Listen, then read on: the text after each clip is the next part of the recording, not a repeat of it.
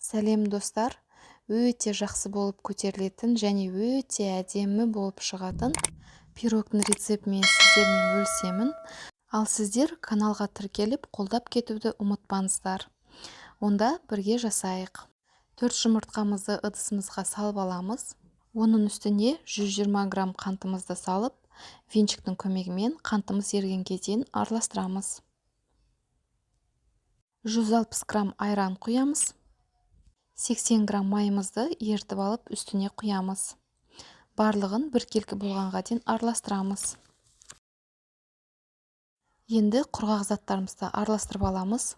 250 грамм ұнға, 1 шымшым тұз, жарты шай қасық ас содасын, 2 шай қасық разрыхлитель салып, барлығын араластырамыз. Енді екі массаны бір-біріне қосамыз.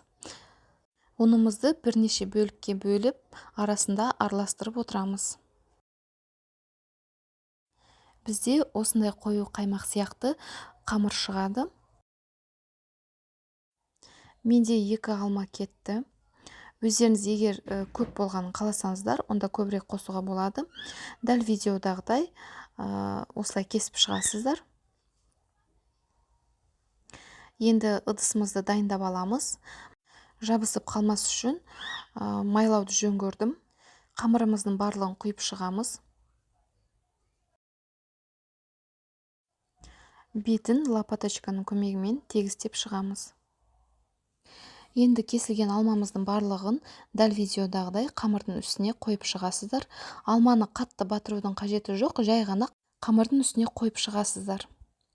180 градуста 30 минут пісіріп аласыздар. Осылай өте әдемі болып шығады. Мінекей алмамыздың барлығы қамырдың бетінде гүл сияқты әдемі болып пісіп шықты. Бетіне сахарный пудра септім.